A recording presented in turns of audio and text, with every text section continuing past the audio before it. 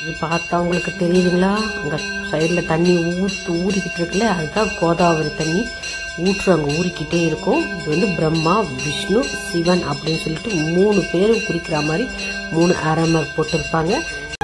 சிந்தையில் சிவமணம் வீசுது தினம் தினம் அறிவாயமரேசா,